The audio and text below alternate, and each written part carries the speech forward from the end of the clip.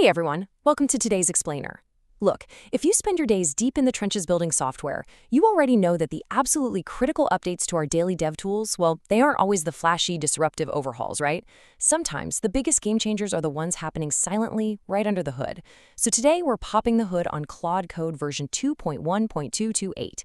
This is Anthropic's command line coding tool, and honestly, this specific release is an absolute masterclass in maintenance and hardening. We're going to unpack exactly what that means for your terminal and your everyday workflow. Okay, let's dive into this because, well, I want to share a direct quote from the release notes that might seem a little wild at first glance. Quote, "It doesn't introduce a single headline feature." Now, normally, that sounds like an update you just completely gloss over, right? But in the world of developer tools, especially the ones you rely on inside your terminal and your CI pipelines, this is actually a massive win because this release, it's entirely about reliability. It's about taking the tool you're already using every single day and making it completely bulletproof. So, here's our roadmap for today's explainer. We'll start with beyond the headline features, then move into squashing the daily bugs, check out hardening your local security, and finally, look at tweaks to your workflow. Let's kick things off with Section 1, Beyond the Headline Features, Tuning the Engine. Which leads us straight into Section 2, squashing the daily bugs, removing friction.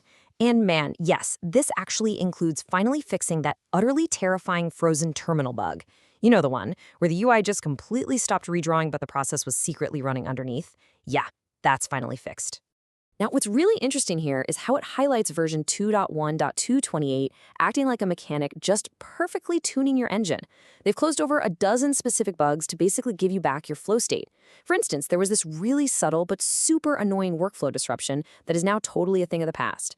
Previously, if you used the /model command to switch to a different AI model right in the middle of a session, and then you went ahead and opened /tool, your session would just silently revert back to the old model. You'd keep working, completely clueless that your model choice just got rolled back.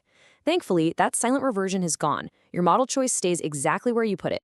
All right, let's rapidly clear out the rest of the bug queue, because this team was seriously busy.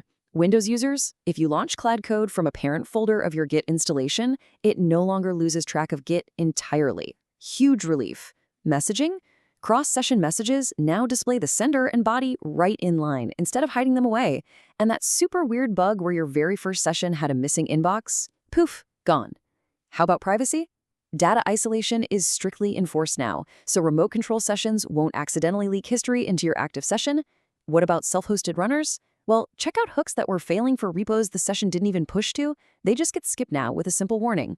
And finally, background cleanups are actually safe now. Session cleanups won't accidentally nuke your project memory, symlinked plugin caches are totally protected, and marketplace settings actually merge as complete entries, so your custom headers don't bleed across different settings tiers. Phew, like I said, they were busy. Okay, moving on to Section 3, Hardening Your Local Security, the Vault. So the crucial point here is that while bug fixes definitely make our daily lives easier, security is what keeps our systems actually standing. I really want to emphasize skill hardening here because it's arguably the single most important change in this entire 2.1.228 release. We are talking about strict, heavy-duty guardrails placed on skills that are synced directly from Claude.ai. Now, to understand why this is such a big deal, we got to talk about the concept of a blast radius. In security terms, a blast radius is literally the maximum potential damage caused if something goes completely off the rails. If a synced skill somehow contains unexpected or even malicious instructions, well, that's the explosion. The new local guardrails they've introduced act as a containment field. They basically guarantee that even if a skill acts unpredictably, the potential damage to your local environment is severely restricted.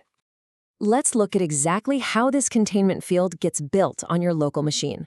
First up, all descriptions coming in from synced skills are meticulously sanitized and labeled, so you know exactly what you're dealing with. Second, and this one is massive, synced skills are absolutely blocked from shadowing your local commands and MCP prompts. That means they can't secretly impersonate a command that you already trust. And third, the actual bodies of these skills are now heavily restricted. They absolutely will not execute exclamation point commands, and they will not expand @ files. Basically, your local system is vaulted up and protected against any unexpected skill behavior. Let's move to our final section and see how this builds into Section 4, tweaks to your workflow, faster and smarter. And this brilliantly illustrates how, with the engine tuned and the security vaulted, the AI models themselves are evolving inside the tool to save you serious time. Take the right tool, for example. Previously, the right tool was honestly a little rigid, but now, if you're using the newer models, they actually have the capability to just go right ahead and overwrite a file that they haven't even read yet during that specific session. This perfectly matches the behavior that the edit tool already allowed. Just a quick heads up though, if you're still relying on older models, they are definitely still going to mandate reading that file first before they execute a write. We all know developer time is incredibly expensive. And honestly, sitting there waiting for a broken process to time out is just the absolute worst. So if you're someone who uses Google Cloud Vertex AI credentials, and those credentials happen to expire or go missing, you used to just sit there for minutes while the system uselessly tried to retry. No one wants that. But now, it fails fast. You're gonna get a failure notice in literal seconds, which means you can just fix your credentials and get right back to work. Such a great quality of life update. Just wrapping up the UI tweaks here, we've got a couple of really nice visibility improvements. During data compaction, you used to just have to stare at this bare progress bar, totally wondering if the whole thing was hung up. Well, now the UI actively shows you a retry countdown and stall hints, so you always know exactly what the system is doing behind the scenes. Oh, and also, if you happen to be on a Pro, Max, or Team plan, you're going to notice a much cleaner interface on first use. They've officially ditched that outdated notice that used to warn you about auto mode sessions costing slightly more. It's just a cleaner experience all around. So as we wrap up, I want to leave you with this to think about. How much smoother and safer is your next CI pipeline run going to be now that your underlying tool is fully hardened? We've covered a ton of ground today, right? From stopping those sneaky silent model reversions to completely locking down the blast radius of synced skills. If you want to dive deeper into every single feature we talked about, go check out the plain English guides at cloudmaster.net. Or you can just read the raw, complete changelog over on the Claude Code GitHub repository. Go update your CLI, enjoy the friction-free coding, and I'll see you in the next explainer.